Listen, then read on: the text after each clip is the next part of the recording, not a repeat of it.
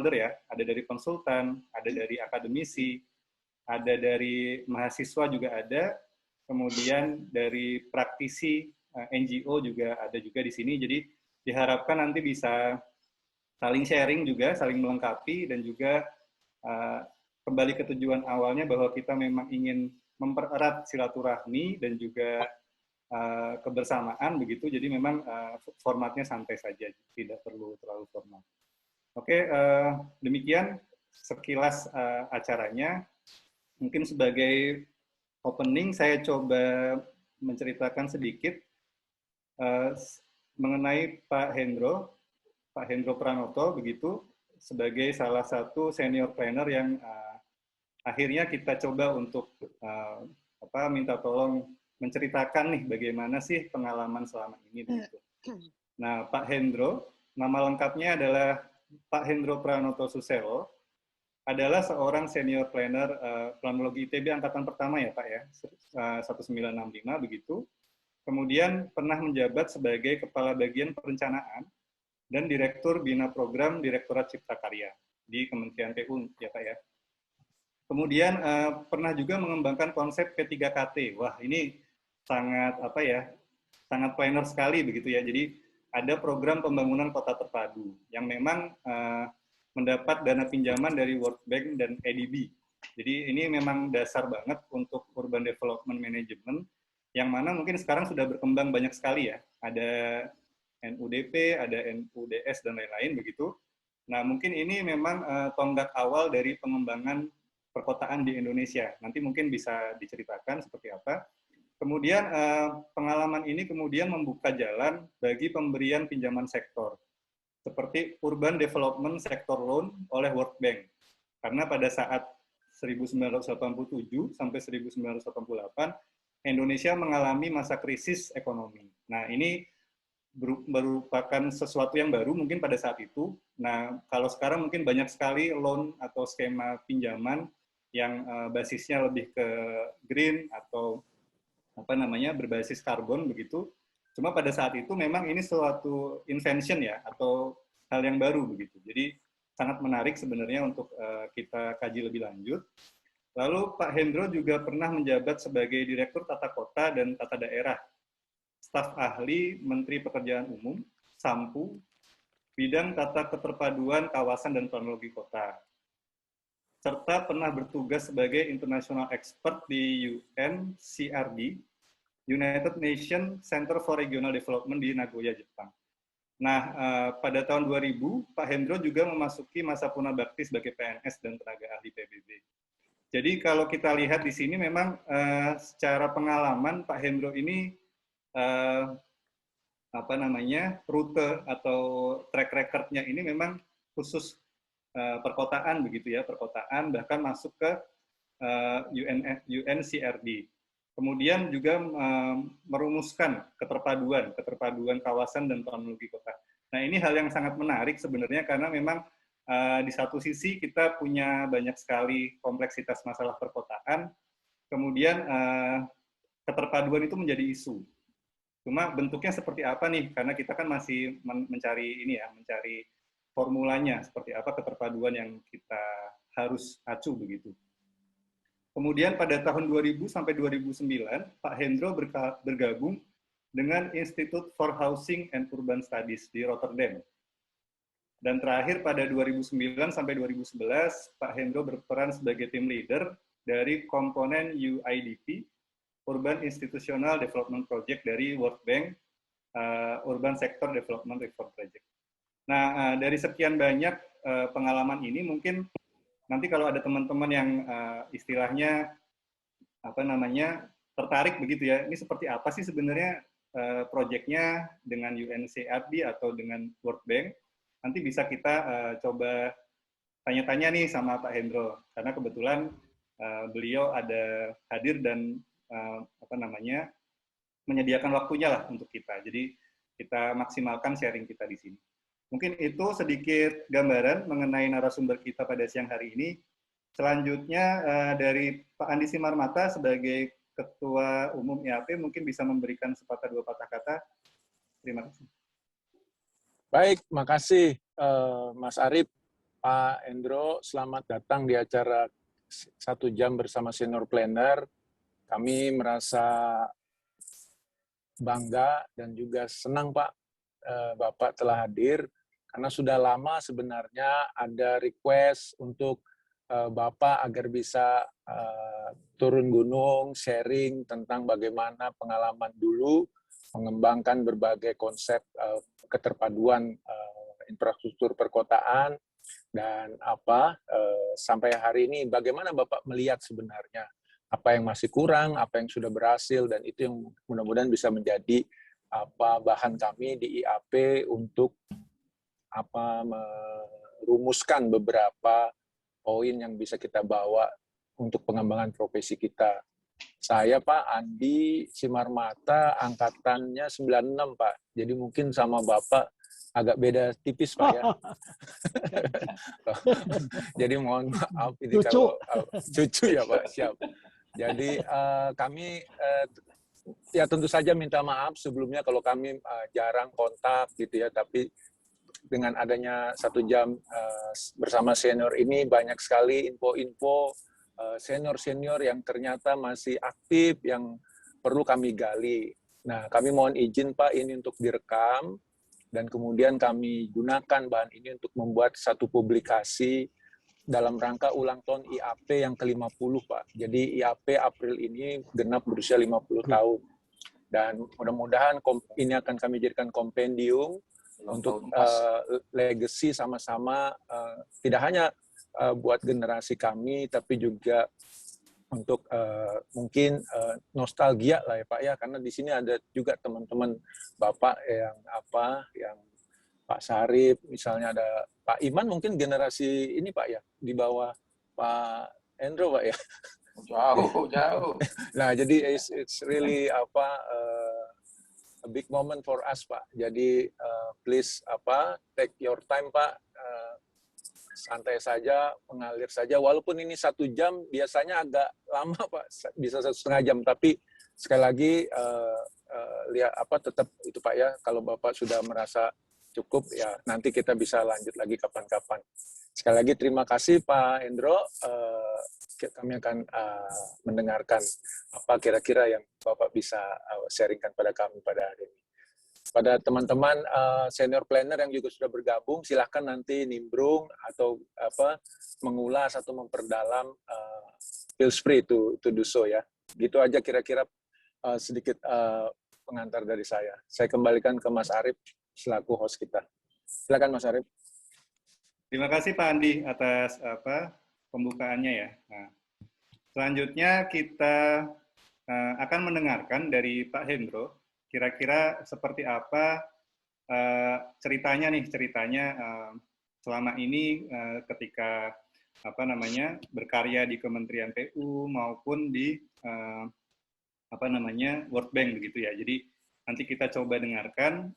Mungkin karena kita mungkin formatnya tidak menggunakan PowerPoint ya, jadi kita hanya cerita santai saja mungkin seperti itu. Untuk waktunya saya persilahkan Pak Hendro untuk bisa mulai. Terima kasih. Bentar, sebelum mulai boleh usul itu Pak Hendro agak ke atas supaya mukanya biar kelihatan penuh. Iya Pak Hendro. Ya, Pak Hendro. View-nya ini wajahnya kepotong. Begini. Layarnya dikebawahin dikit Pak. Ya. Gini. Dikit lagi Pak. Kurang lagi. Kurang. Kalau naik. Sudahlah. Cukuplah. Udah. Mau dengar ceritanya pokoknya. Sudah. Siap. Oke, Mas. Pak Siap. Arif. Terima kasih Pak. Ya, itu bisa mulai. Silakan Pak. Ya, bisa Pak. Ya, Pak Arif. Sobat-sobatku sekalian yang saya senang sekali hari ini bisa ketemu ya. Jadi pertama saya ingin menggunakan kesempatan ini untuk menyapa begitu banyak sobat saya, baik itu yang sama-sama dulu belajar di planologi maupun yang pernah mungkin kita sama-sama rekan sekerja di PU. Kalau mengikuti acara ini, saya ingin pertama-tama memberikan salam dulu kepada mereka. Saya senang bertemu dengan Anda sekalian, dan saya mengharap semua Anda dalam keadaan sehat walafiat di tengah COVID-19 ya. Tapi jangan lupa untuk mentaati protokol kesehatan ya. Kemudian sobat-sobat sekalian, saya ingin menyampaikan salut kepada IAP yang telah menyelenggarakan pertemuan ini, dan saya sungguh merasa terhormat untuk bisa diundang sebagai salah satu narasumber dalam pertemuan ini. Saya terima kasih juga pada teman-teman yang mengusulkan nama saya, termasuk Bu Teti, Pak Gunawan, sehingga saya bisa diundang dalam acara ini. Sobat-sobatku sekalian, saya tidak tahu apakah pertama ya, saya terima kasih atas pembukaan yang diberikan oleh Pak Simarmata, Ketua IAP. Apakah Bapak juga mungkin tahu ya sejarah pendirian IAP dulu ya? Saat waktu itu yang pertama menjadi ketua IAP itu adalah Profesor Insinyur Hadinoto. Waktu itu saya juga saya sempat kalau tidak salah juga ikut dalam kepengurusan IAP yang pertama. Nah, kemudian sobat-sobat sekalian, saya ingin mengajak Anda sekalian juga sebentar, mungkin sesaat begitu, mengenang teman-teman kita yang lama, yaitu para senior kita, tapi juga para guru kita, seperti Pak Waworuntu, Pak Sugianto Sugioko, Pak Abu Kasan, kemudian banyak juga, maaf saya tidak bisa menyebut semuanya, mungkin saya tidak tahu semuanya ya, tapi saya juga tahu banyak teman-teman yang seangkatan saya maupun sesudah itu, seperti Ibu Budi Cahyati, kemudian Pak Bambang Bintoro, kemudian Pak Risman Maris, ya, dan banyak lagi yang teman-teman yang dulu berjuang bersama kita, tapi sudah dipanggil oleh Tuhan untuk mendahului kita. Ya, saya ajak kita sebentar untuk mengenang dan mendoakan mereka ya.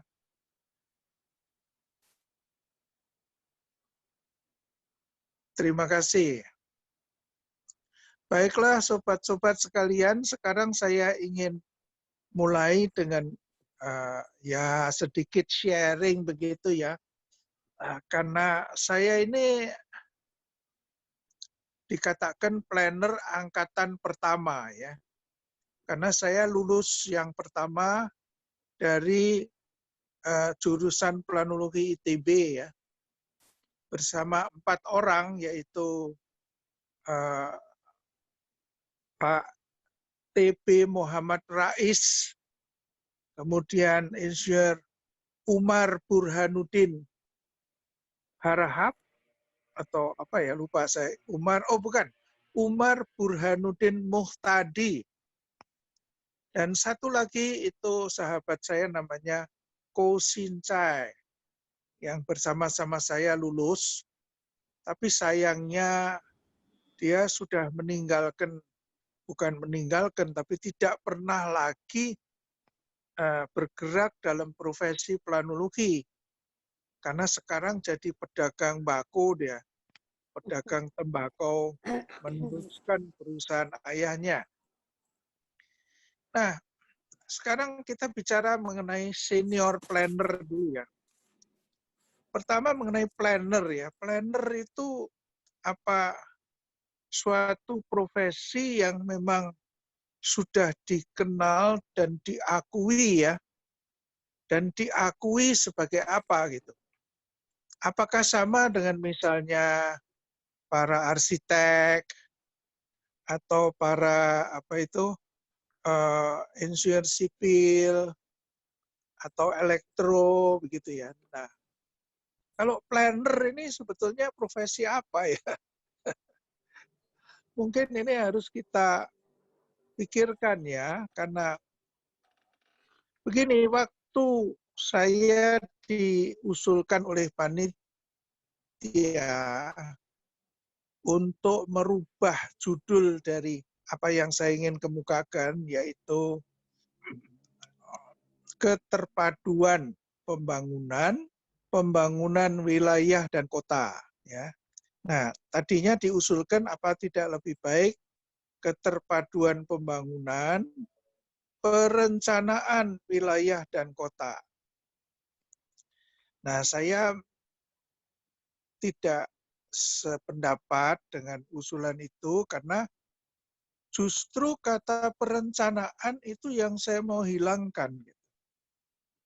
Jadi saya beranggapan bahwa perencanaan itu bagian dari pembangunan.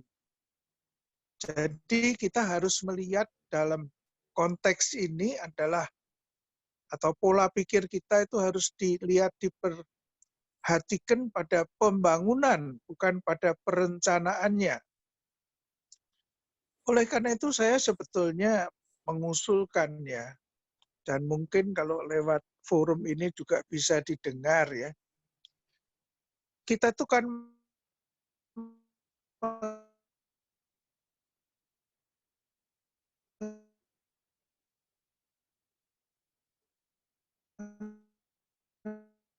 mengenal istilah PW kan, itu perencanaan yang mengusulkan agar disesuaikan sehingga istilah PWK itu tetap PWK, tetapi bukan perencanaan wilayah dan kota, tetapi pembangunan wilayah dan kota.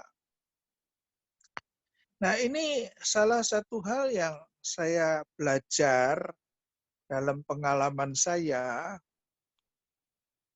Sekian lama saya bekerja, berkarya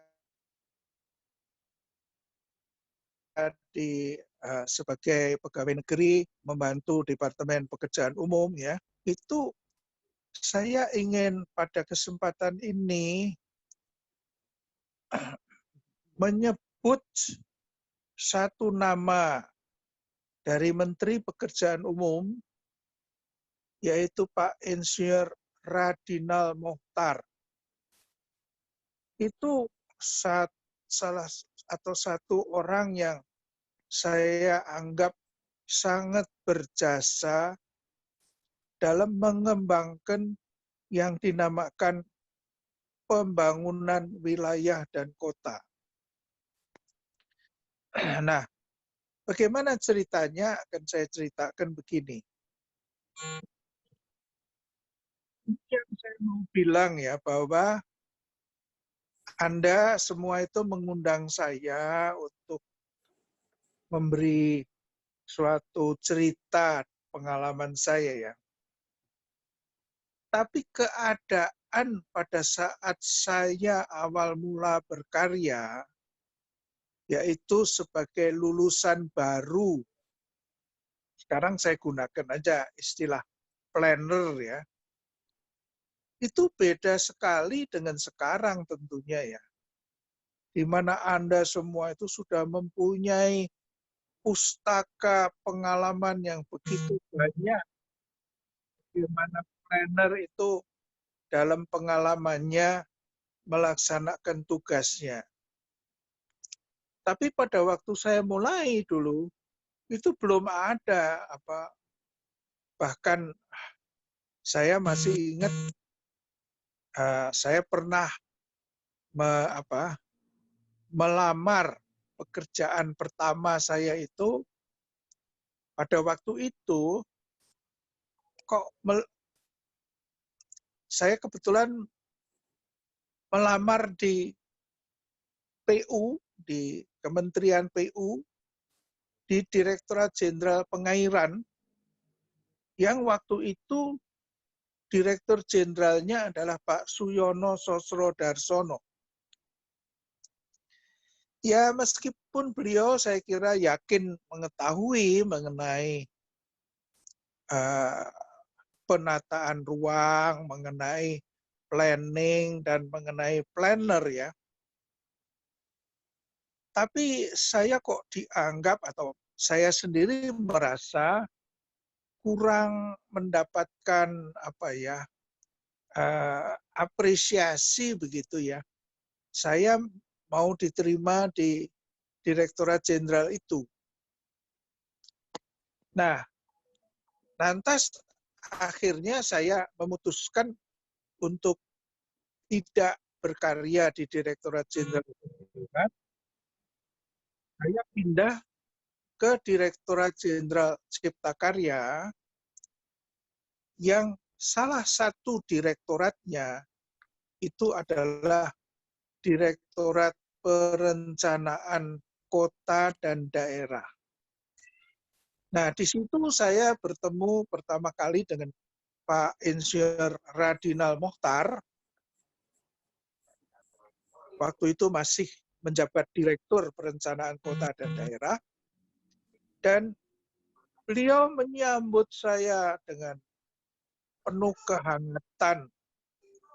Dan bahkan saya ditawari oleh beliau, ya silakan nanti masuk ke menjadi staf Direktorat Perencanaan Kota dan Daerah, dan saya mau ditugaskan sebagai petugas detasering namanya di Bandung.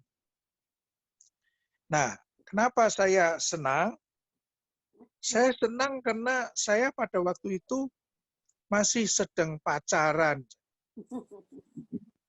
Dan pacar saya itu ada di Bandung. Jadi saya itu untuk pindah ke Jakarta itu, waduh, satu hal yang berat karena itu berarti saya harus mengeluarkan ongkos untuk setiap minggu begitu jalan-jalan ke Bandung ya.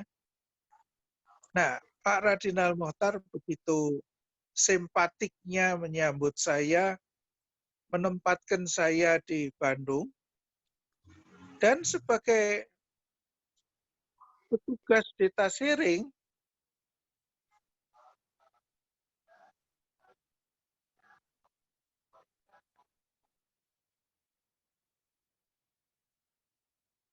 saya masih dapat uang lagi sambutannya. Dan bahkan Dinal itu pada waktu itu juga istrinya ada di Bandung.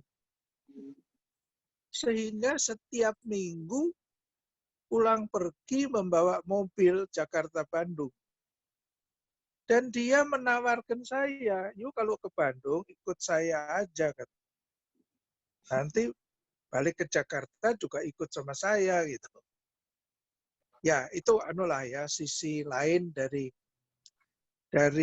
pengalaman saya. Tapi yang saya sungguh merasa Pak Radinal itu harus diberikan apresiasi khususnya dalam bidang pembangunan wilayah dan kota,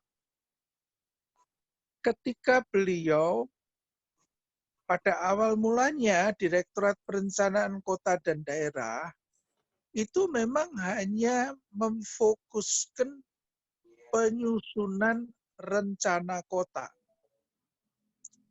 Jadi kita ini dikirim oleh Pak Radinal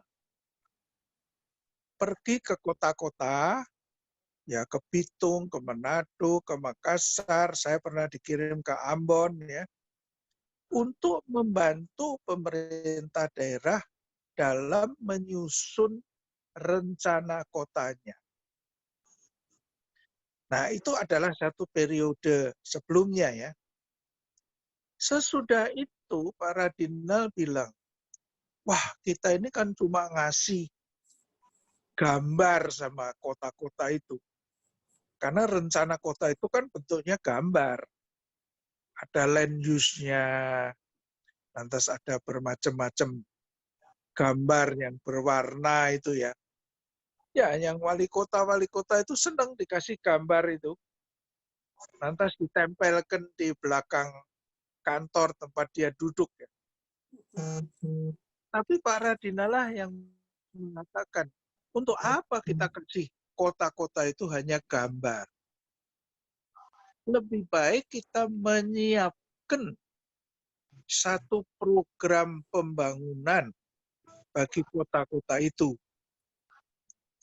Nah, disitulah mulai timbul satu ide bagaimana menyusun suatu bukan rencana kota, tapi program pembangunan kota. Nah, adalah Pak Radinal yang pada awal mulanya menangkap kesempatan yang diberikan, karena pada waktu itu kita Indonesia masih dalam tahap sangat disukai bagi lembaga-lembaga pinjaman luar negeri untuk memberikan pinjaman untuk pembangunan di Indonesia. Nah, Pak Radinal mikir, kenapa tidak kita minta bantuan Bank Dunia buat membantu kota-kota membangun kotanya, prasarana kotanya, dan kemudian itu dijadikan satu pola ya, satu pola. Kita mulai kerjasama dengan World Bank, dengan Bank Dunia ya. Itulah awal mula Pak Radinal sebagai Direktur Perencanaan Kota dan Daerah menyiapkan satu program pembangunan kota untuk Jakarta yang kemudian mendapatkan minat dan bantuan dari Bank Dunia. Itu adalah saya namakan urban project yang pertama bagi Indonesia. Tapi urban project Indonesia itu tidak berhenti di situ. Setelah Jakarta, kemudian dibuat Jakarta dan Surabaya, kemudian dibuat Bandung, kemudian dibuat Medan, kemudian dibuat kota-kota kecil di Jawa Tengah, kemudian dibuat lagi program pembangunan kota di Jawa Barat, di Sumatera, di Jawa Timur, di Bali, di Kalimantan, di Sulawesi, sampai di Nusa Tenggara. Jadi itu adalah satu pendekatan yang dirintis oleh Pak Radinal yang membuka kesempatan mengalirnya suatu dana internasional yang besar untuk membangun prasarana kota di hampir seluruh kota yang ada di Indonesia ini. Nah, saya katakan ini suatu terobosan yang sangat penting. Kenapa? Loh, Direktorat Perencanaan Kota dan Daerah itu dulu tugasnya hanya perencanaan. Tapi sekarang kemudian dia menyiapkan program-program pembangunan perkotaan. Nah, bagaimana bisa dianggap layak begitu? Nah, ternyata memang akhirnya sekian banyak kota di Indonesia ini mendapatkan bantuan investasi dalam bentuk pinjaman dari Bank Dunia dan juga kemudian dari Bank Pembangunan Asia untuk membangun prasarana kotanya. Nah, ada satu pendekatan teknis baru yang diusulkan atau diciptakan oleh Pak Radinal untuk menyiapkan program pembangunan kota ini. Bagaimana caranya? Nah, semua program pembangunan kota pada waktu itu dimulai dengan kita menugaskan satu konsultan untuk membuat yang namanya Urban Development Studies atau studi-studi pengembangan perkotaan.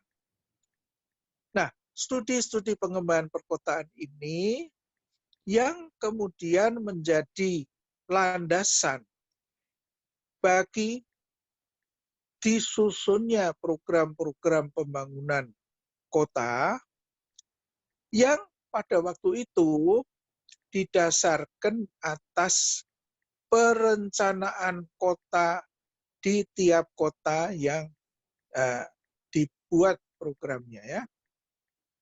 Nah, sebetulnya ini adalah satu revolusi. Revolusi kenapa? Pada waktu itu ya kita para planners itu dengan cara berpikir atau serba sektor. Jadi orang hanya tahunya pembangunan jalan, orang tahunya hanya penyediaan air minum, pengembangan wilayah. Itu adalah pendekatan-pendekatan yang waktu itu sangat dominan, yaitu pendekatan sektoral. Baru setelah kita mengembangkan yang namanya Urban Development Studies, dimulailah disusun program dan proyek-proyek pembangunan perkotaan yang didasarkan atas keterpaduan dari berbagai pembangunan sektor. Nah, itulah salah satu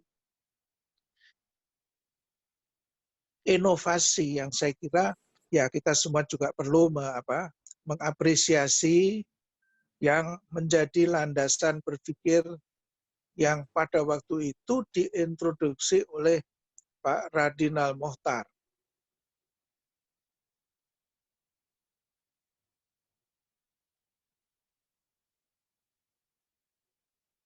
Disitulah mulainya development project. Kalau kita bicara urban development project itu tidak lagi ada sektoral, tidak ada lagi hanya jalan atau hanya penyediaan air minum, ya. Tapi kita mempunyai suatu pembangunan dari berbagai sektor yang sudah diterpadukan dan kemudian investasinya direncanakan programnya. Ya. Oke, saya kira untuk menceritakan mengenai bagaimana membangun keterpaduan pembangunan itu banyak sekali yang masih harus diceritakan. Tapi cukup kiranya saya hanya menceritakan demikian dan kemudian saya ingin menceritakan bahwa awal mulanya kita itu membuat yang namanya urban development projects yang direncanakan mendapatkan bantuan dari luar, khususnya dari Bank Dunia, EDB, dan sebagainya. Nah, pada waktu saya ini menjabat sebagai Direktur Bina Program, saya pikir, kenapa kok pendekatan yang baik itu hanya diterapkan untuk proyek-proyek yang mendapatkan bantuan dari Bank Dunia. Kenapa tidak diterapkan juga sebagai satu mekanisme dan sistem perencanaan bagi pembangunan kita secara nasional? Jadi itu adalah awal dari saya atau kita semua pada waktu itu mengintrodusir atau memperkenalkan yang namanya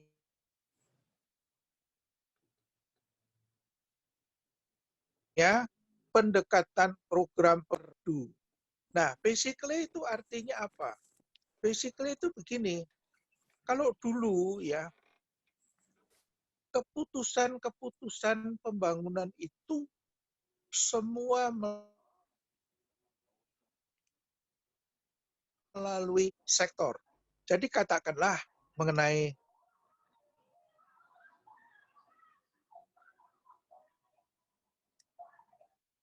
air minum.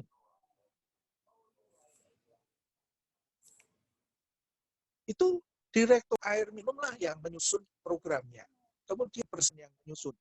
Juga mengenai perumahan. Juga direktorat sektor itu yang menyiapkan.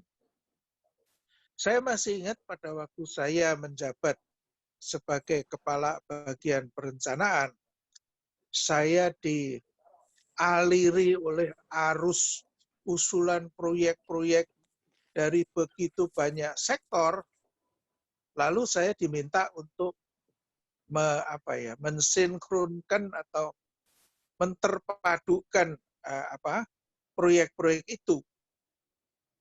Tapi saya mikir bagaimana caranya menterpadukan.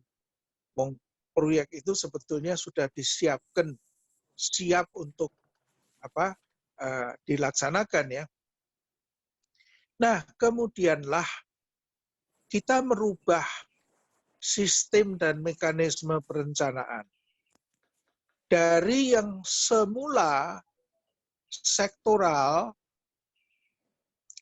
dan semua dilaksanakan di pusat, kita rubah. Kita rubah sehingga perencanaan itu lebih banyak dilakukan di daerah dan menggunakan pendekatan pengembangan wilayah.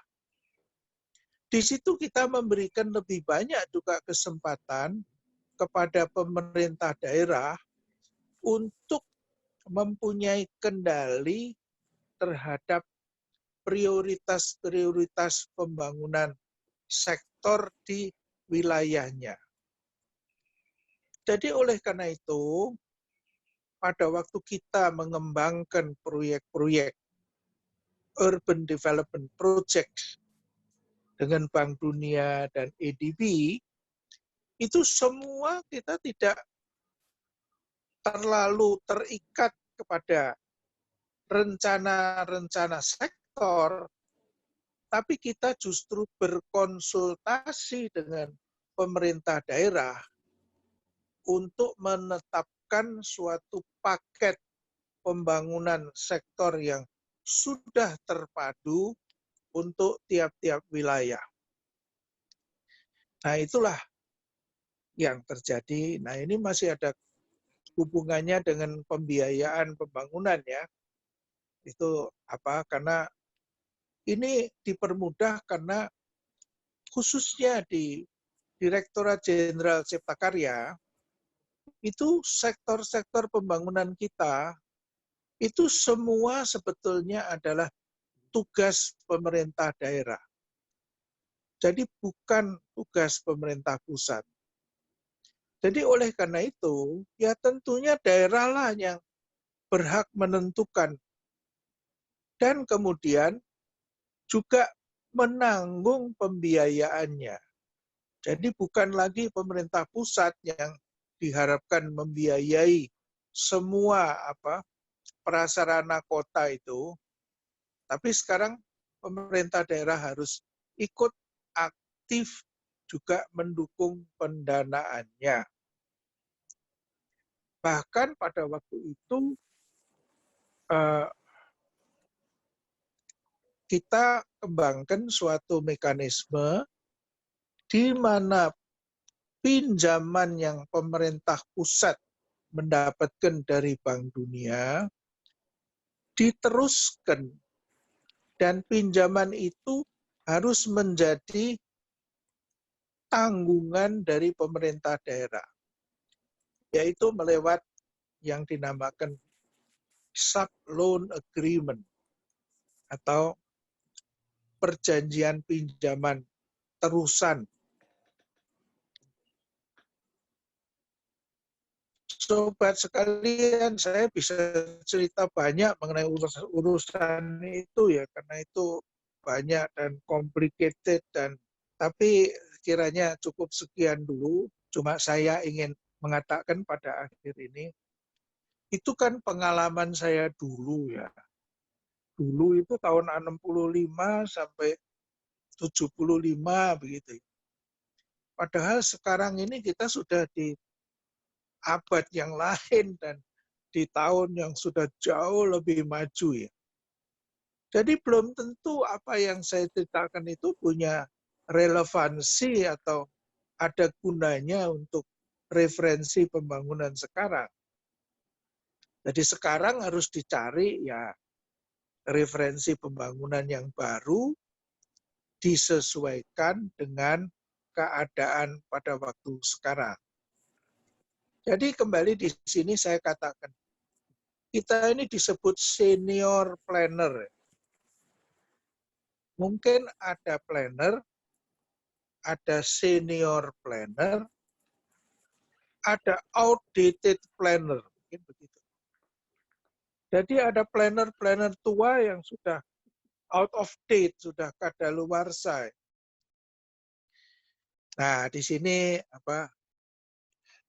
ya saya ini kan usianya udah 81 ya. Berkarya di PU saja saya 45 tahun ya. Jadi mudah-mudahan bukannya teman-teman yang sekarang yang lebih muda lalu menjadikan pengalaman-pengalaman yang saya ceritakan itu sebagai referensi, karena mungkin sudah tidak relevan lagi. Tapi yang relevan adalah bahwa untuk setiap generasi pembangunan, Anda harus bisa menemukan secara inovatif pendekatan-pendekatan yang paling cocok untuk pembangunan di saat itu. Dan dalam hal ini saya sekali lagi memberikan tribut kepada Pak Radinal Mokhtar yang dulu mengajarkan pada saya bahwa dalam setiap apa yang kita lakukan, kita mencoba membuat inovasi, membuat suatu ciptaan pendekatan yang cocok. Pak Radinal dikenal menciptakan dulu itu sistem air bersih IKK atau Ibu Kota Kecamatan. Dan beliau juga yang pertama kali mengintroduksikan pendekatan kebutuhan dasar dalam pembangunan permukiman. Jadi banyak sekali pendekatan-pendekatan itu diciptakan untuk menjawab kebutuhan pembangunan di waktu itu. Mudah-mudahan Anda sekalian yang masih, ya saya tidak mau bilang junior ya, tapi yang berkarya di masa ini, mudah-mudahan Anda juga bisa menemukan banyak hal, banyak pemikiran-pemikiran baru yang lebih cocok untuk menjawab tantangan pembangunan wilayah dan kota di masa sekarang. Pak Arief, saya kira saya tidak mau cerita panjang-panjang lagi karena waktunya juga sudah habis. Jadi saya Siap, Pak. kembalikan kepada Anda demikian. Baik. Ya, terima kasih sekali Pak Hendro Pranoto atas sharing serta menceritakan pengalamannya selama berkarya di Kementerian PU maupun menciptakan skema-skema baru bersama Pak Radinal tadi ya, kalau saya tidak salah dengar. Ya. Jadi memang sebagai salah satu kontribusi beliau dan juga keterlibatan Pak Hendro juga untuk kemudian meng-create skema-skema yang namanya Urban Development Program dan lain-lain itu. Jadi mungkin saya izin memberikan sedikit istilahnya rangkuman dari apa yang sudah disampaikan oleh Pak Hendro Pranoto. Memang dari sisi perencanaan sendiri memang ada sesuatu yang kemudian menjadi garis bawahi oleh Pak Hendro bahwa perencanaan itu yang mau saya hilangkan begitu ya. Itu tadi saya tangkap. Memang saya menangkap kesan di sini bahwa kita tidak bisa bekerja secara hanya perencanaan saja begitu. Namun kita harus mengintegrasikan dengan berbagai program pembangunan. Jadi memang kemudian ada Pak Radinal yang bersama-sama dengan Pak Hendro untuk kemudian meng-create program pembangunan kota. Nah, kemudian ada skema World Bank dan ada skema-skema seperti loan untuk pengembangan kota yang kemudian menjadi dasar untuk pengembangan kota di banyak sekali wilayah begitu ya, di Pulau Jawa maupun Sumatera dan lain-lain. Kemudian dari situ bergerak lagi ke keterpaduan lintas sektor. Jadi tidak hanya sektor yang bergerak sendiri, namun ada upaya untuk menterpadukan itu semua. Lalu bergerak lagi menjadi yang lebih yang lebih besar lagi karena kenapa tidak untuk semua pembangunan. Jadi skema keterpaduan ini mau di-create untuk keseluruhan pembangunan. Jadi mungkin yang ada yang kita kenal sekarang itu salah satunya sebagai kontribusi dari Pak Hendro dan juga Pak Radinal dan teman-teman dari senior planner yang lain. Kemudian pesan dari Pak Hendro juga memang bahwa hal-hal yang terjadi tadi diceritakan merupakan pengalaman beliau dari tahun-tahun yang terdahulu begitu ya. Jadi tahun 65 sampai 75. Jadi mungkin agak perlu ada updating begitu ya. Namun saya rasa masih relevan bagi teman-teman semua yang ada di sini. Jadi bisa kita juga coba untuk istilahnya memberikan updating informasi apakah program yang sekarang berjalan masih atau kurang lebih sama lah dengan apa yang di-share Pak Hendro.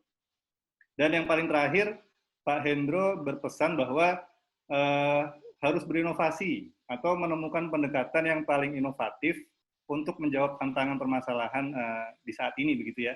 Karena kita hidup di era COVID mungkin ya, atau di era-era yang penuh dengan teknologi begitu, maka perencanaan juga harus, atau dunia pembangunan juga harus mengikuti kondisi yang ada sekarang. Jadi memang sangat baik sekali komentar atau pesan dari Pak Hendro.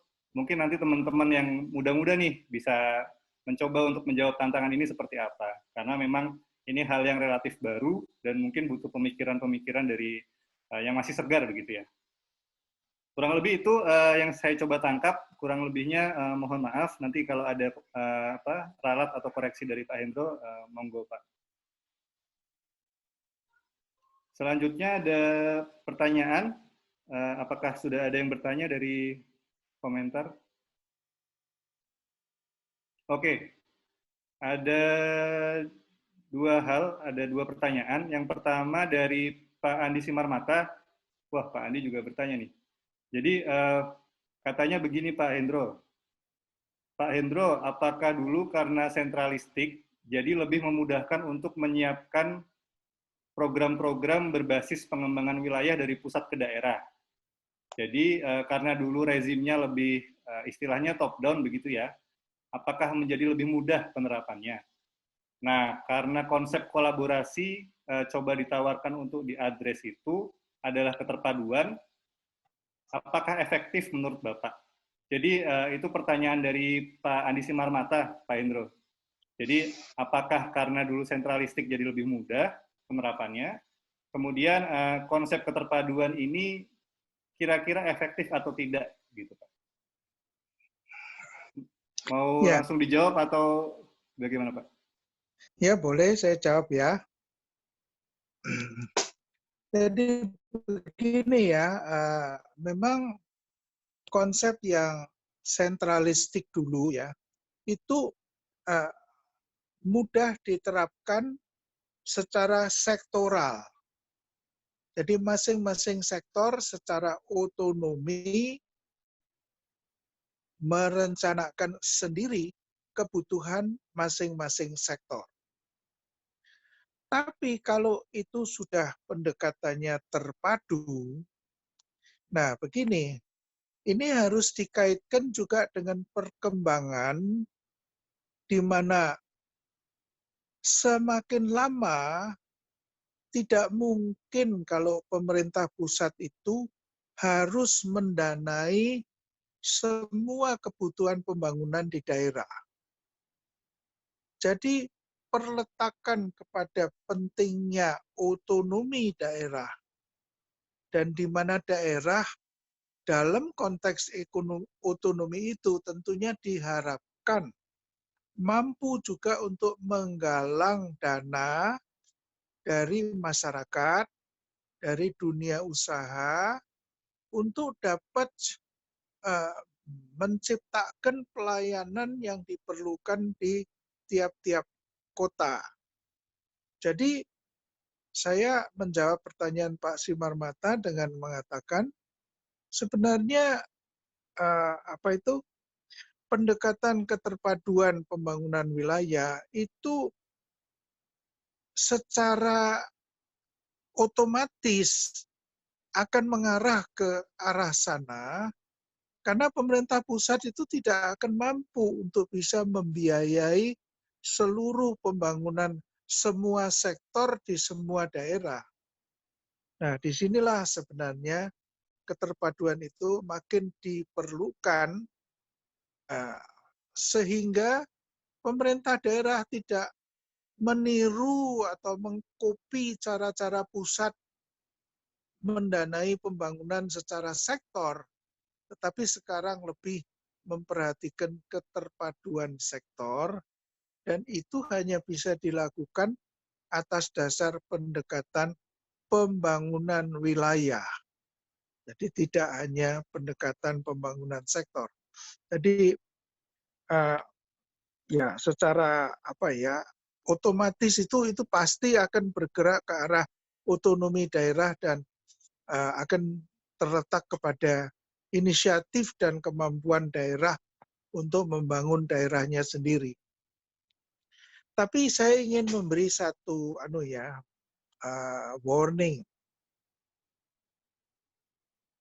Sebenarnya kita menciptakan pendekatan keterpaduan dalam pembangunan wilayah itu untuk memberikan bekal lebih banyak kepada daerah, bagaimana mereka justru dalam konteks otonomi daerah bisa merencanakan pembangunannya.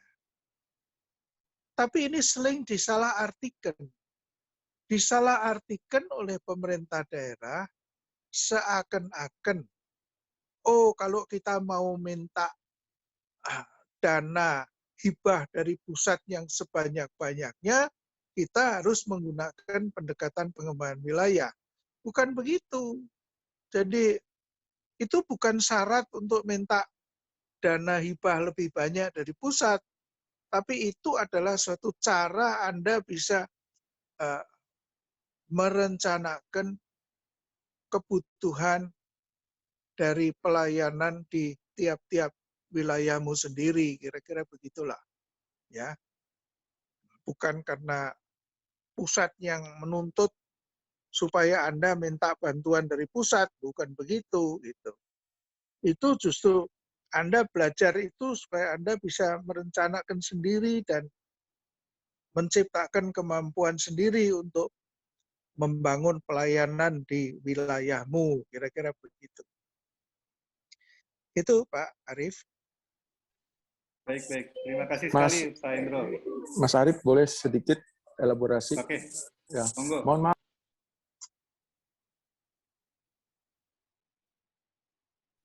Maaf, saya nggak dengar ya.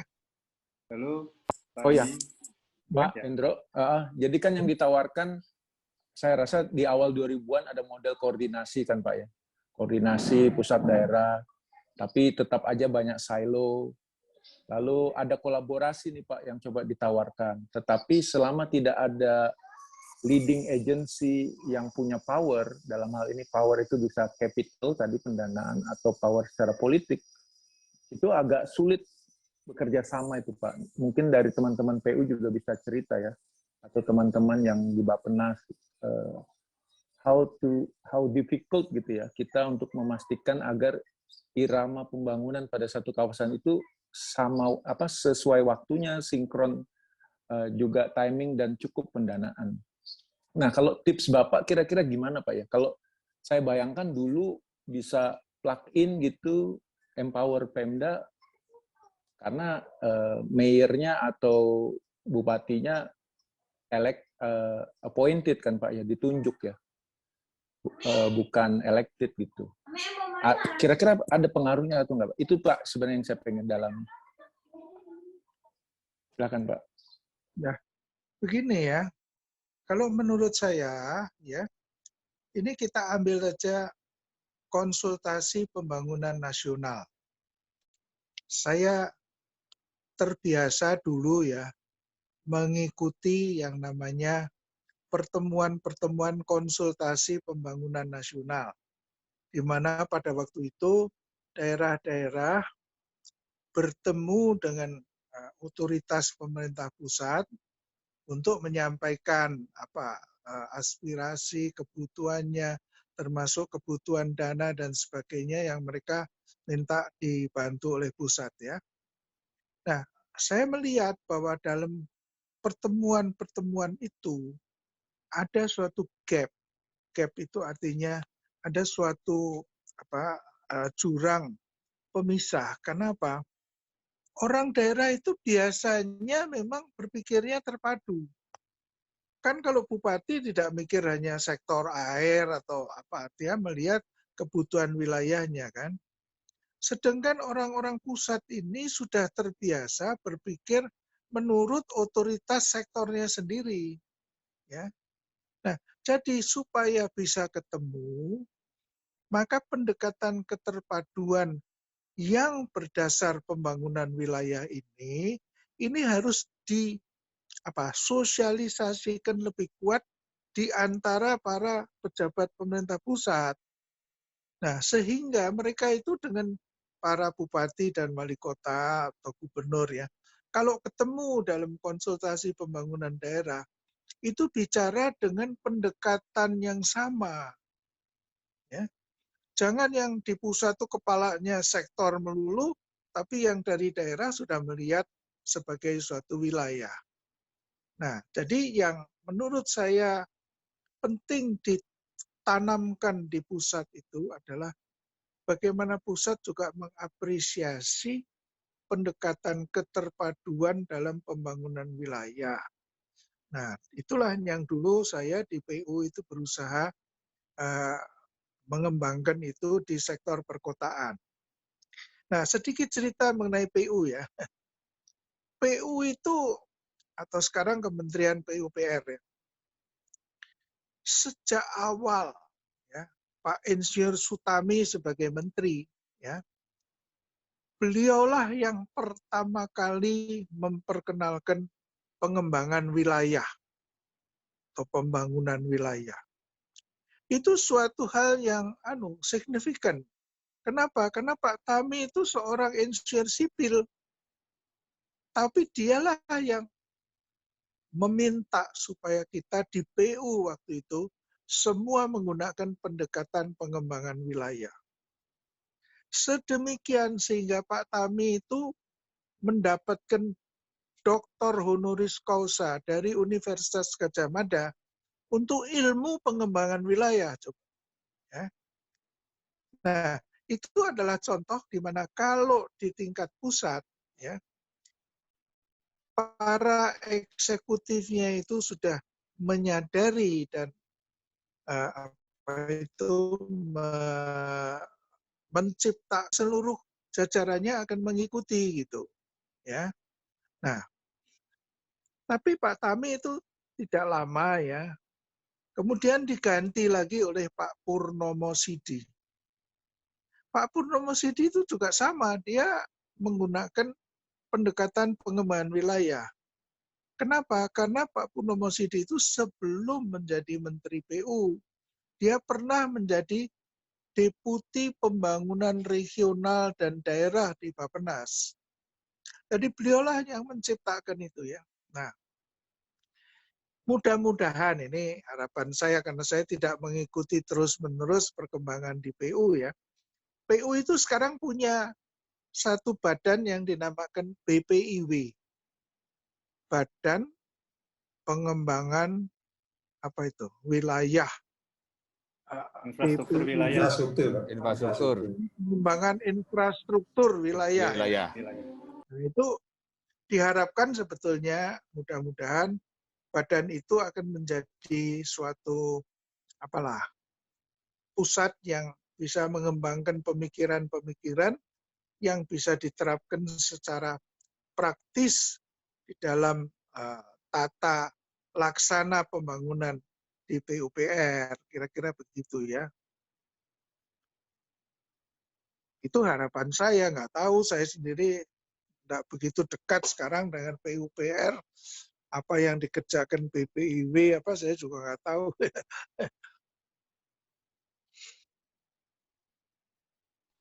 Makasih Pak Hendro. Kira-kira begitu Mas. Jadi inti dari jawaban saya. Tanya lagi Pak. Bentar. Ini belum. Ya, halo. Halo Pak ya. Ya, saya Didi. Kebetulan saya dari PU ya, bekas anak buah Bapak, walaupun Bapak sudah meninggalkan bina program dulu gitu. Anak buah Pak Tatag, nih Pak Tatag ada juga di sini. Jadi sekarang sebetulnya kalau dari sisi prasarana yang untuk dikelola pusat itu sangat bagus Pak. Jadi jalan tol, jalan-jalan nasional, juga nodal-nodal seperti untuk bandara, pelabuhan segala macam itu sudah sangat bagus. Tapi memang kita menghilangkan apa yang legacy Bapak dulu tentang IUIDP yang sebetulnya itu udah running mungkin 10-15 tahun dari awal Bapak ini, tapi terus ada berhenti. Padahal kan sebetulnya kalau misalnya prasarana pusat sudah bagus, nanti ke bawahnya itu kan mestinya daerah juga ikut bagus lagi gitu. Nah, sebetulnya pendekatan seperti P3KT kalau berlanjut itu saya pikir akan sangat bagus lagi. Tapi momentumnya ini sekarang memang sudah lama tertinggal karena sekarang kayak pinjaman-pinjaman itu sebetulnya masih ada dengan PT Sarana Multikarsa yang di SMI bisa untuk pinjaman gitu. Nah itu. Nah saya pertanyakan sebetulnya bagaimana tuh sebetulnya aset yang dulu zaman Bapak yang diawali di Paradinal tadi dibicarakan bisa nyambung dengan strategi yang udah dilaksanakan sekarang untuk infrastruktur nasional gitu, sehingga nyambung nasionalnya bagus. Ini kan harus diikuti oleh daerahnya juga siap. Terima kasih Pak. Ya. Ya. Begini ya, kalau menurut saya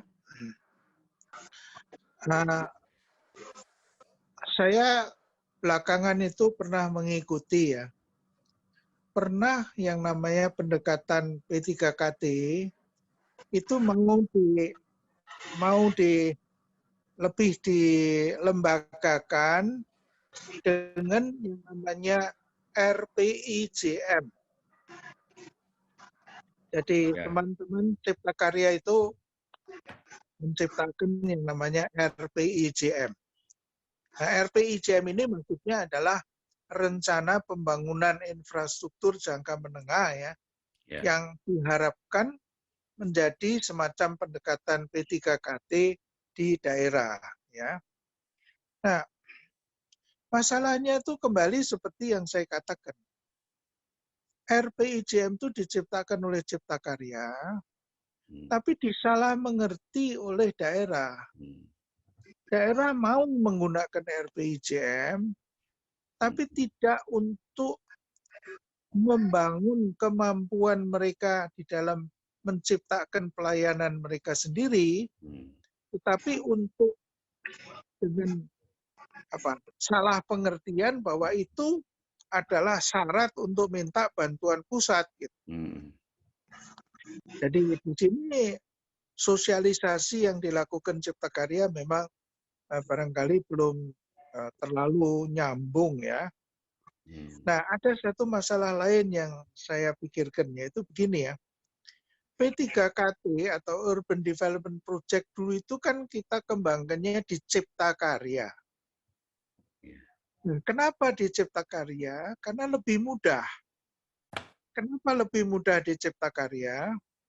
Semua sektor yang dibantu oleh Cipta Karya, seperti air minum, perumahan, persampahan, dan sebagainya, itu adalah tugas-tugas otonomi daerah.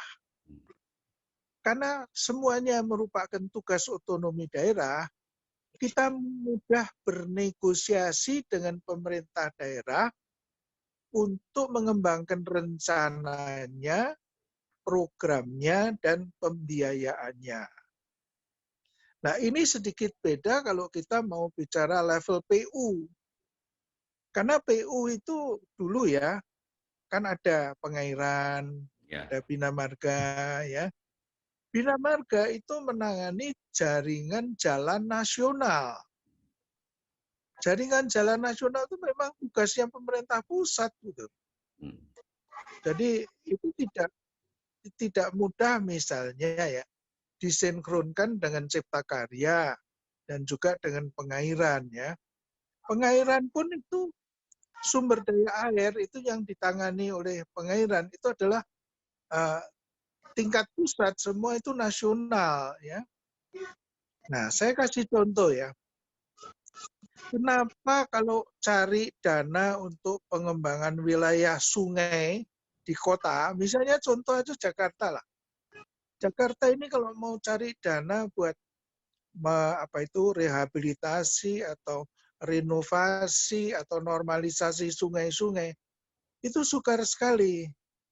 Kenapa? Karena itu adalah dalam konteks pembangunan kota. Nah, dulu pada awal mulanya, teman-teman di pengairan itu, mereka mendapat prioritas kalau itu menyangkut misalnya masalah banjir dan sebagaimana, yang mengenai persawahan, ya, daerah-daerah di latar belakang kota. Tapi kalau untuk kota itu sulit sekali, ya. Nah, karena itu saya pernah menolong teman-teman di pengairan. Pada waktu itu almarhum Pak Yusuf Gayo ya. Pada waktu dia pegang Direktur Wilayah Sungai, saya pada waktu mendapatkan urban sector loan dari Bank Dunia, saya usulkan supaya dimasukkan sungai di wilayah kota. Dan itu berhasil. Jadi akhirnya sungai di wilayah kota itu mendapat prioritas, mendapat arus dana yang cukup besar, tapi itu hanya bisa karena kita masukkan sungai itu dalam paket kota, gitu. Ya.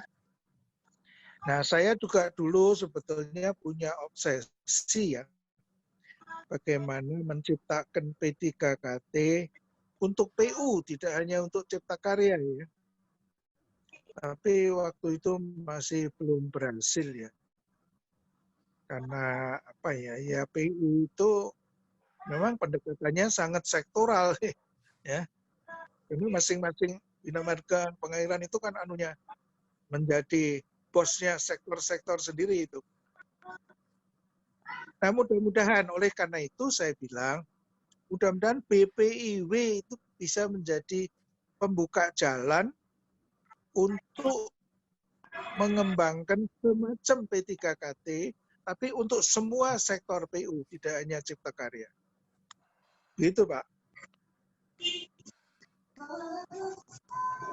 Oke, baik. Terima kasih Pak Hendro atas jawabannya ya. Untuk tadi Pak siapa tadi? Pak Didi ya kalau tidak salah.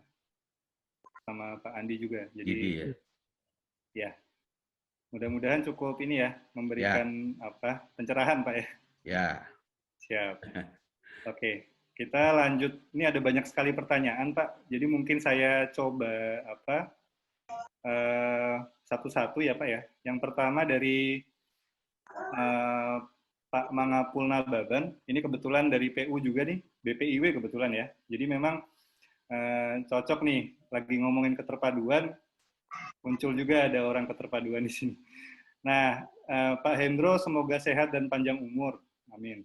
Di era otonomi ini, dengan visi misi kepala daerah yang bermacam-macam warnanya, apa masih mungkin mendorong integrated urban development, khususnya infrastruktur? Nah, ini mungkin salah satu concern teman-teman praktisi ya, bahwa memang kita punya pilkada, kita punya visi misi kepala daerah, dan setiap 5 tahun ada penjabaran RPJMD.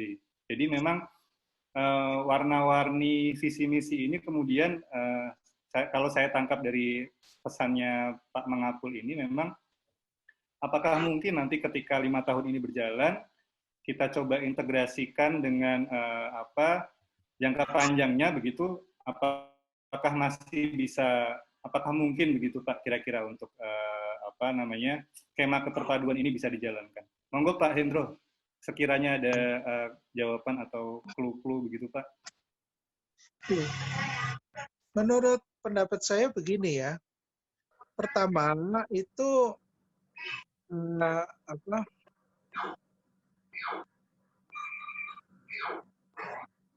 jadi sebenarnya ya, saya masih ingat betul ya, pemerintah pusat itu bagaimanapun masih diperlukan bantuannya ya untuk pembangunan berbagai prasarana di daerah. Ya. Nah, selama kita masih memberikan bantuan itu, saya ingat betul bantuan itu bisa dipakai untuk sarana mensosialisasikan kepada daerah apa yang kita ingin agar daerah itu mempunyai pola pikir yang sama dengan kita. Ya. Jadi bahwa kita masih memberi subsidi kepada daerah, itu ada keuntungannya, atau apa keuntungannya, yaitu kita bisa menggunakan subsidi itu untuk menanamkan satu cara pemikiran dan cara pendekatan tertentu kepada pemerintah daerah. Jadi itu yang pertama. Ya. Jadi subsidi itu tidak selalu jelek ya. Dia bisa menjadi suatu sarana juga untuk sosialisasi pemikiran ya. Nah, yang kedua adalah bahwa saya tidak tahu ya kalau para wali kota itu ya atau para bupati itu sebelum mereka menjabat sebagai wali kota atau bupati, karena mereka ini kan dipilih secara politis ya. Tapi apakah ada misalnya suatu cara di mana mereka itu sebetulnya harus melalui suatu pelatihan terlebih dahulu. Pelatihan untuk para wali kota dan para bupati, sehingga mereka ini selain secara politis nanti sah terpilih, tapi juga memiliki suatu wawasan yang tepat dan benar dalam mengelola kotanya. Ya. Nah, kalau itu ada, maka kita bisa menanamkan berbagai ilmu atau pendekatan itu di dalam konteks pelatihan-pelatihan itu. Saya sendiri tidak tahu apakah wali kota, bupati apa itu harus lewat suatu pelatihan tertentu selain dipilih secara pilkada atau tidak. Mestinya ya harus ada toh semacam pelatihan gitu yang harus mereka ikuti sehingga mereka tidak melakukan kecerobohan dalam mengelola kotanya toh. Yeah. Ya seperti Pak Anies sekarang itu sering terjebak macam-macam, diketawain orang karena dia menyampaikan beberapa hal yang lucu mengenai banjir gitu ya. Jadi wali kota ini kan harus kita lindungi, jangan sampai mereka membuat pernyataan-pernyataan yang aneh atau bahkan tidak tidak benar gitu secara akademis ya.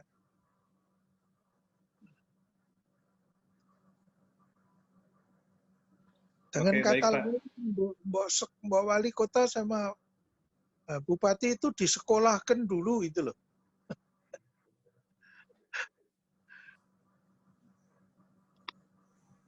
Oke, baik.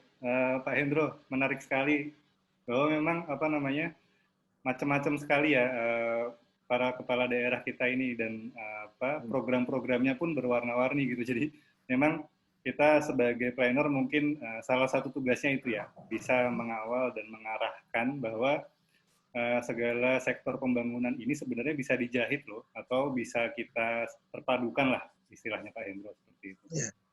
Nah, ini harapan yang mungkin masih bisa kita upayanya bermacam-macam gitu ya, nah, menurut Pak Hendro. Jadi nanti ada teman-teman dari BPIW juga barangkali ada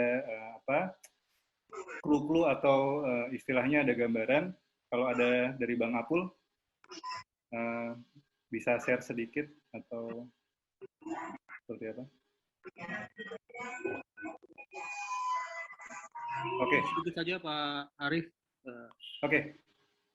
Pak Hendro yang kami hormati Pak, mungkin masih ingat kali Pak sama saya. Dulu saya di Pusra Pak Hendro. Iya. Ya, yang disampaikan Pak Hendro tadi memang menjadi concern kita Pak. Kita untuk di tingkat nasional juga masih harus berjuang untuk menterpadukan. Nah, sekarang kita mulai masuk ini ke tingkat daerah. BPIW juga mulai dari tahun lalu mendapatkan loan lagi, Pak Hendro, memang untuk yang NUDP ya, National Urban Development Project, yang berusaha mereplikasi ide-ide yang disampaikan Pak Hendro. Cuma memang skala skop kotanya tidak terlalu banyak ya, paling maksimal 15 kota.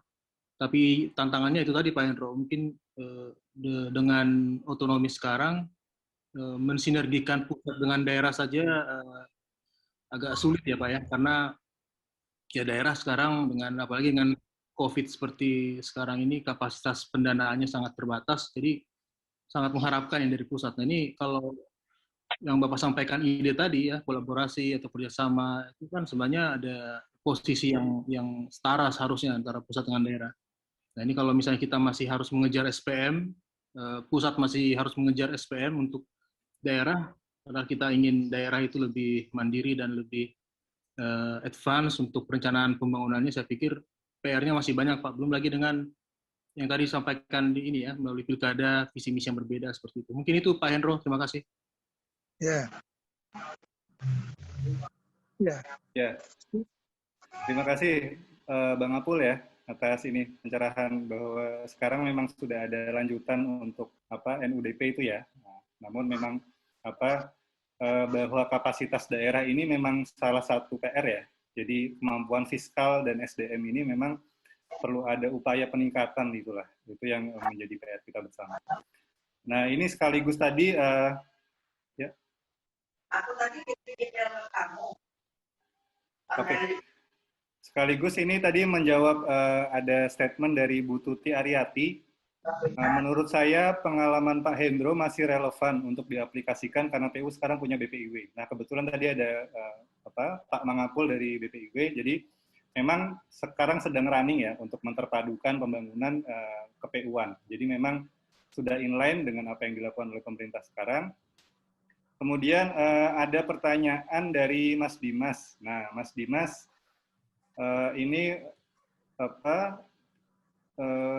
junior angkatan 2003. Jadi Pak Hendro, nama saya Dimas, junior Bapak angkatan 2003. Terima kasih atas pencerahannya mengenai pentingnya keterpaduan pembangunan.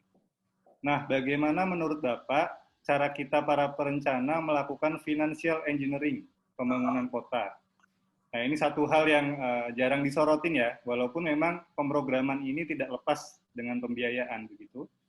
Karena sering sekali gambar-gambar kita yang bagus-bagus itu tidak bisa diimplementasikan karena tidak ada uangnya. Contohnya kota-kota satelit Jakarta, Bogor, Depok, Tangerang, dan Bekasi ini hanya punya anggaran pembangunan daerah yang tidak sampai 5%-nya Jakarta. Sementara tantangan yang harus dihadapi kurang lebih sama, karena memang berada satu hamparan konektivitas infrastruktur yang sama. Nah, mungkin itu apa yang saya coba tangkap dari pertanyaan Mas Dimas ini adalah bagaimana kita bisa menyiasati pembiayaan dan kita melakukan pemrograman pembangunan berdasarkan kapasitas fiskal yang istilahnya terbatas lah begitu. Sementara kompleksitas masalah ini semakin bertambah setiap tahunnya atau seiring dengan perkembangan penduduk dan juga urbanisasi, semakin bertambah kompleksitasnya. Nah, bagaimana Pak kira-kira kita bisa atau ada saran sekiranya dulu pernah ada pengalaman serupa, monggo Pak, kalau waktu dipersilakan. Ya. Begini ya, saya ingin menyampaikan bahwa memang betul di dalam menyusun suatu program yang terpadu itu tidak terlepas dari masalah pembiayaannya, ya. Nah, di dalam semua urban development studies yang dulu kita pernah laksanakan, itu konsultan tidak hanya harus menyusun suatu program dalam arti fisik ya, tapi juga termasuk bagaimana membiayai program itu. Jadi berapa yang akan menjadi tanggungan pemerintah pusat, berapa yang menjadi tanggungan pemerintah daerah, ya. Nah, begini ya, kalau kita sudah bicara keterpaduan, saya masih ingat dulu ya, dulu pada waktu saya menangani dan masih aktif berkecimpung dalam penyusunan urban development project, kita selalu bekerja sama erat sekali dengan Kementerian Dalam Negeri dan juga Kementerian Keuangan dan Bappenas. Kenapa? Karena kalau bicara alokasi anggaran pusat itu kan urusannya Bappenas. Kalau kita bicara mengenai loan, mengenai dana yang perlu dipinjamkan oleh pusat kepada daerah dan sebagainya, itu kan urusannya Departemen Keuangan. Demikian pula kalau kita bicara kemampuan keuangan dan mobilisasi keuangan dari pemerintah daerah, itu ada di Departemen Dalam Negeri. Jadi melalui mekanisme sinergi itu tidak hanya di dalam hal ini segi teknisnya saja, tapi juga ada segi institusional, segi kerjasama antar lembaga. Jadi kita harus menggantungkan juga kepada teman-teman Departemen Dalam Negeri, Departemen Keuangan, Bappenas untuk sama-sama mengolah ini. Jadi nggak bisa kalau diolah oleh PU sendiri, dan juga tidak bisa kalau diolah oleh BPIW sendiri, ya. Nah, kemudian ada satu poin yang saya ingin tekankan ya. Pendekatan keterpaduan pengembangan wilayah itu juga sangat tergantung kepada komitmen menterinya. Jadi sejauh mana Pak Menteri juga berkomitmen untuk mendorong dan mendukung cara pendekatan kerjasama antar daerah ini. Kemudian ada juga komentar. Dan kerjasama antar lembaga di tingkat pusat.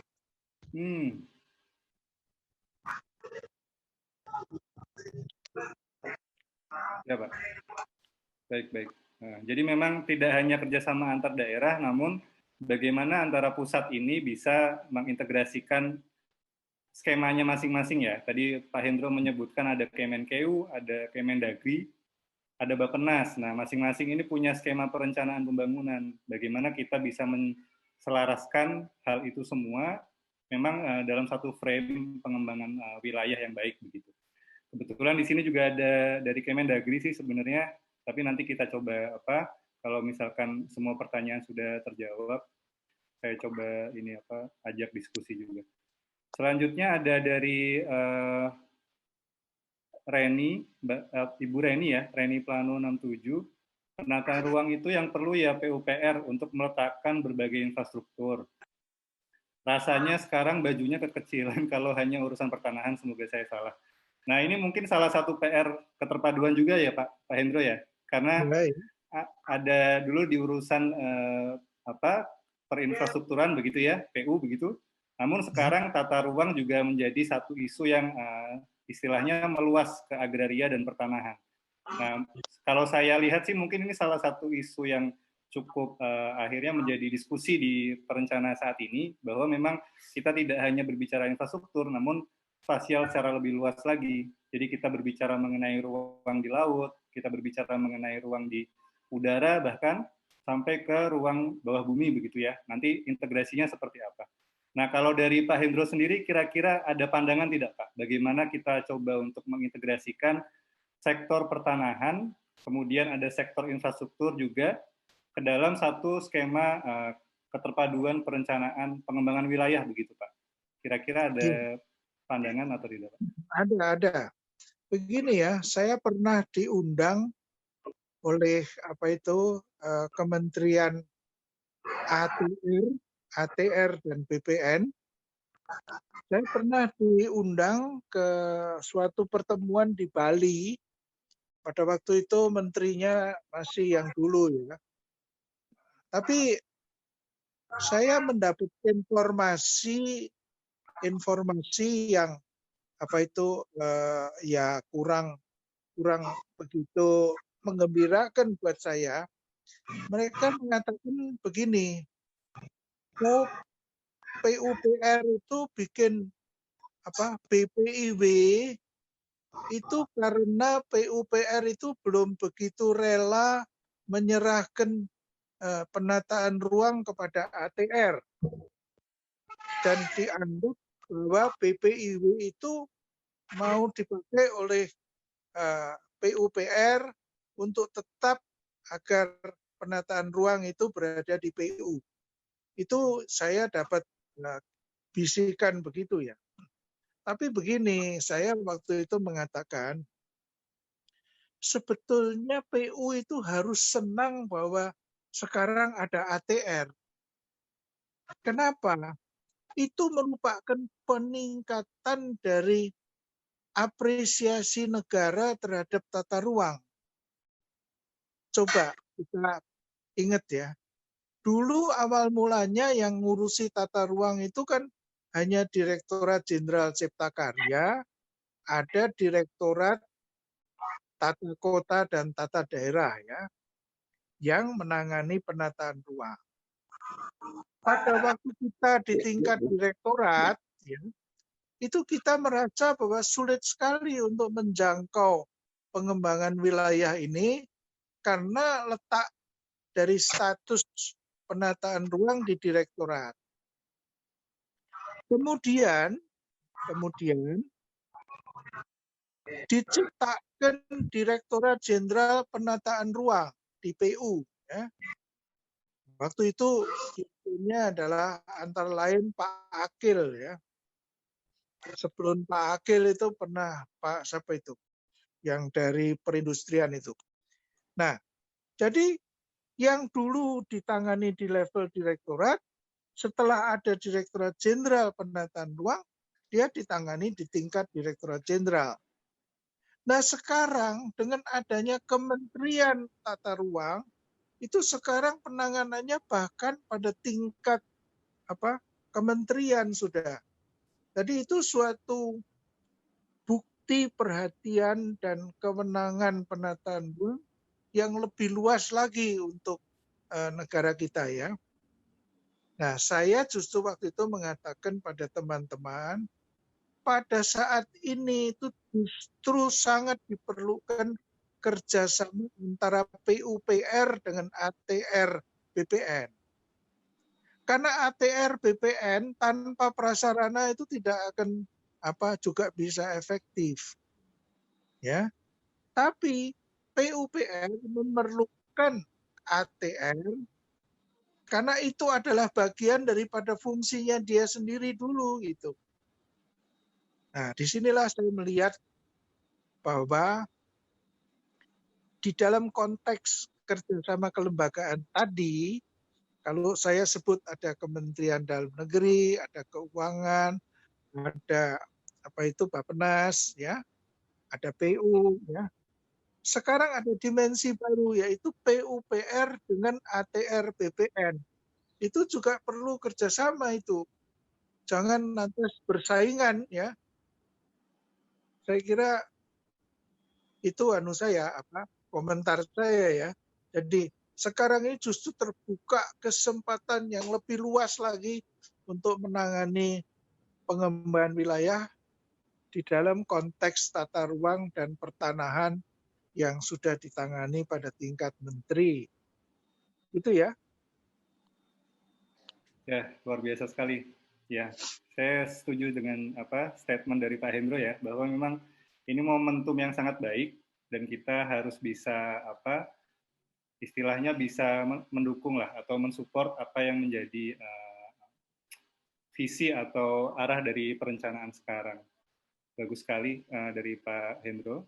Kemudian ini ada pertanyaan yang cukup panjang Pak dari Mas Alim. Nah Mas Alim ini kebetulan dari Kemendagri. Jadi nanti kalau mau bisa berbicara lebih banyak atau kita berdiskusi soal kewenangan, nanti bisa bertanya dengan Mas Alim. Mas Alim ini bertanya mengenai pada kawasan perkotaan metropolitan yang berada pada 2 daerah atau lebih, seringkali penyediaan layanan perkotaannya kurang terintegrasi, baik karena perbedaan arah kebijakan maupun kemampuan daerah masing-masing. Ini kurang lebih sama dengan Mas Dimas tadi ya. Nah, pertanyaannya ada 2. Yang pertama, menurut Bapak, apakah perlu ada kelembagaan khusus untuk mengatasi hal tersebut? Nah, ini perspektif Kemendagri nih.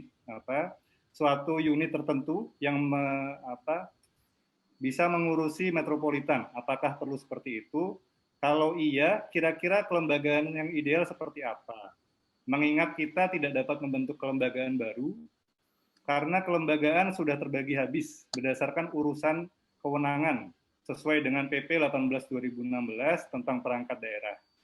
Lalu pertanyaan yang kedua, apakah seharusnya peran gubernur atau kepala daerah begitu ya, menjadi penting dalam mengintegrasikan pelayanan perkotaan di dalam kawasan perkotaan yang berada pada lintas kabupaten kota? Atau mungkin ada pandangan lain menurut Bapak?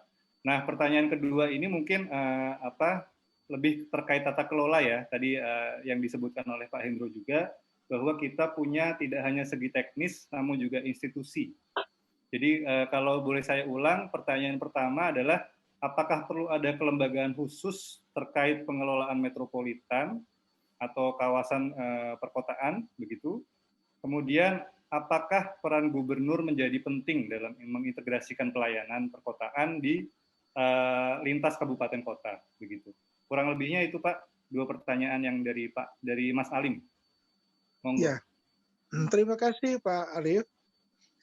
Begini ya, ini soal Jabodetabek, bahkan ada yang bilang Punjur. Tabek Punjur.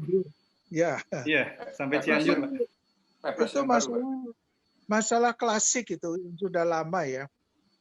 Begini, kalau menurut saya, kalau dibilang gubernur yang harus menjadi koordinator, nggak bisa. Kenapa? Karena itu bukan bukan integrasi antara kabupaten saja toh, itu integrasi antara satu gubernur dengan 3 bupati atau 3 wali kota. Jadi tidak ada gubernur, karena gubernurnya gubernur siapa? Apa gubernur Jawa Barat? Kan nggak bisa, gubernur Jawa Barat nggak bisa mengintegrasikan gubernur DKI kan? Nah, apa hanya gubernur DKI? Ya nggak bisa juga, karena itu kan wilayahnya Jawa Barat, itu bukan wilayahnya DKI. Ya. Jadi kalau saya bilang, mekanisme gubernur menjadi pengintegrasi tidak bisa. Nah sekarang pertanyaannya, lalu apa kalau nggak bisa? Apa perlu dibentuk badan khusus? Kalau saya bilang nggak perlu, kenapa?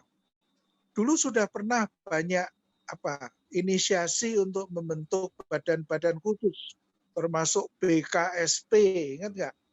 Badan Kerjasama Pembangunan di Jabodetabek, juga nggak bisa jalan karena BKSP itu tidak punya kewenangan apa-apa. Dia cuma kerjanya omong-omong antara satu daerah dengan daerah lain ya.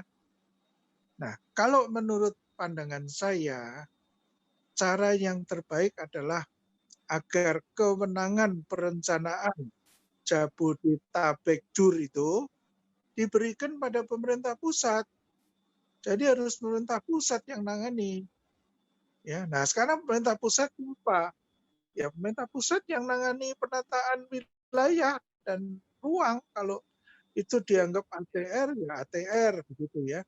Saya dulu beranggapan pada waktu penataan ruang masih di bidangnya PU, ya PU yang harusnya menjadi perencana atau menjadi pengelola wilayah itu. Nah, cara lain yang pernah dibuat itu dulu adalah dengan SK ada Kepres khusus mengenai Jabodetabek, itu ada juga. Ada Kepres khusus mengenai Bopunjur ya, ada juga itu. Tapi cara-cara itu saya kira juga tidak bisa menangani masalah-masalah ini. Karena kalau sebagai pola itu kan tidak bisa dibikin SK untuk semua macam daerah yang harus dikoordinasikan. Ya gampang aja, kalau ini menyangkut gubernur dan bupati, ya pemerintah pusat yang menjadi menjadi koordinatornya itu. Pak Arif. Oke. Pak Arif. Oh iya, bagaimana Pak Iman? Bagaimana? Ini mungkin kebetulan kasus Jabodetabek Punjur. Jadi siap.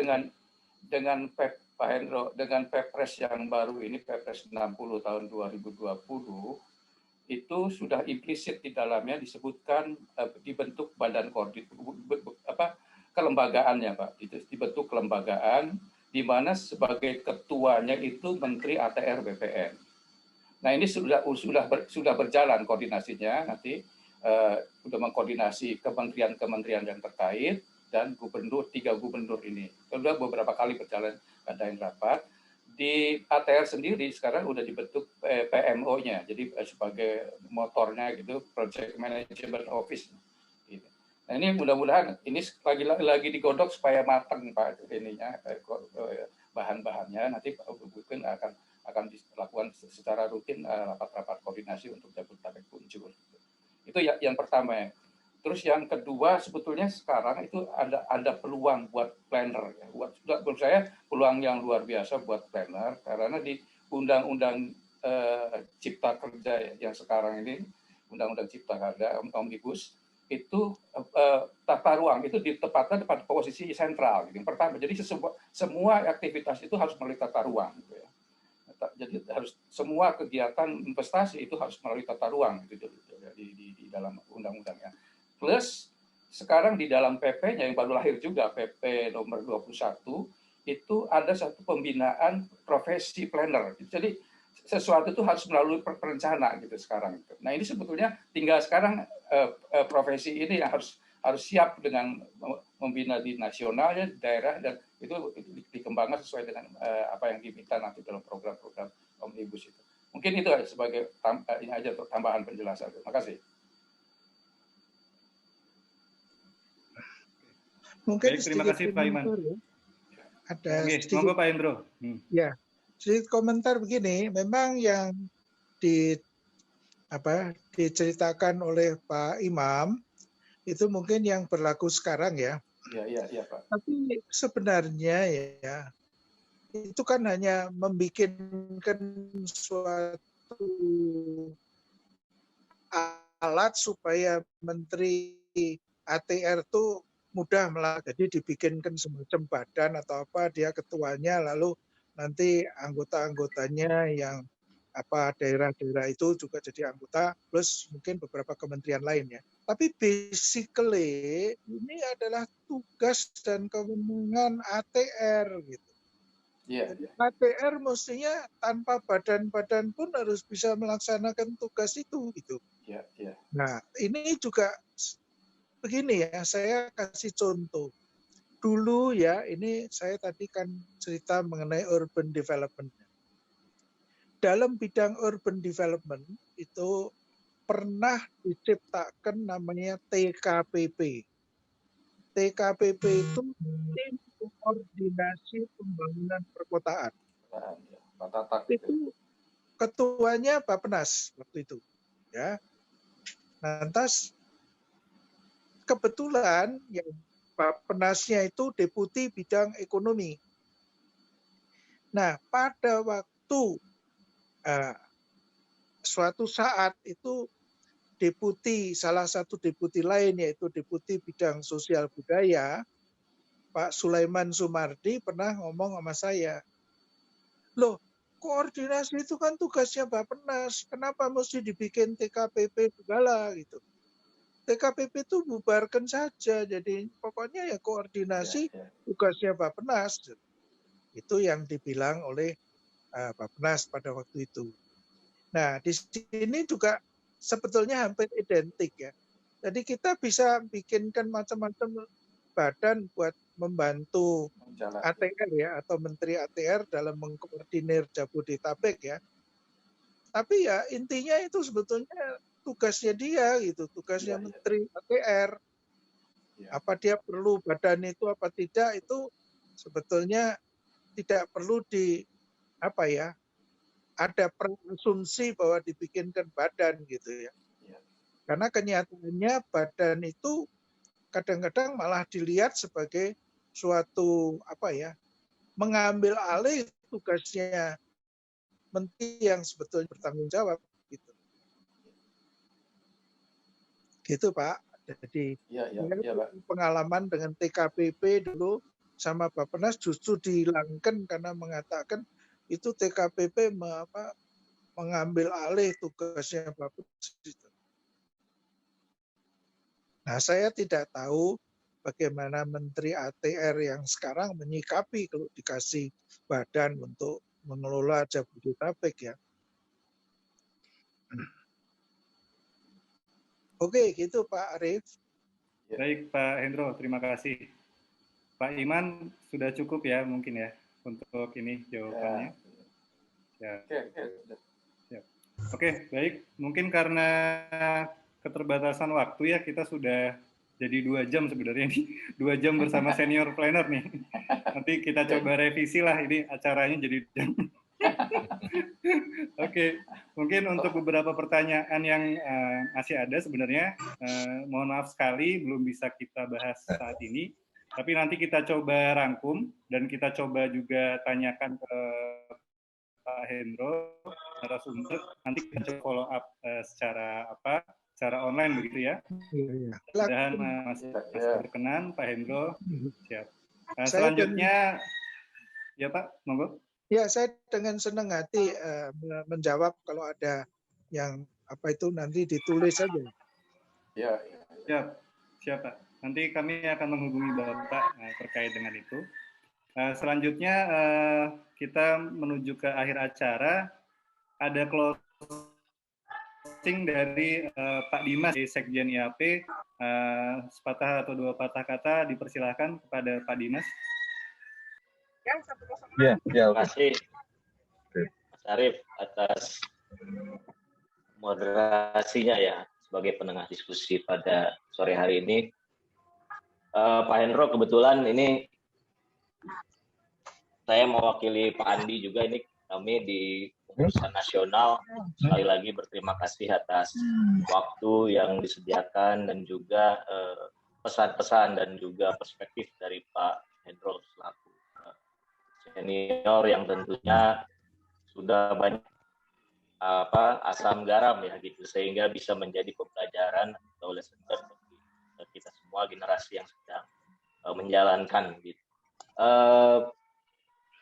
Kami juga dari Pengurus Nasional mengucapkan terima kasih juga kepada para senior atas waktunya sudah ikut berpartisipasi dalam diskusi ini.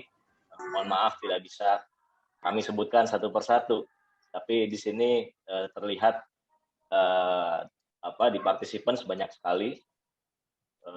Padahal ini lagi hari Sabtu ya, dan siang hari. Jadi alhamdulillah ini masih ramai, kita masih semangat semua untuk mengikuti diskusi-diskusi yang tentunya bisa menjadi pencerahan ya bagi kita generasi yang sedang menjalankan.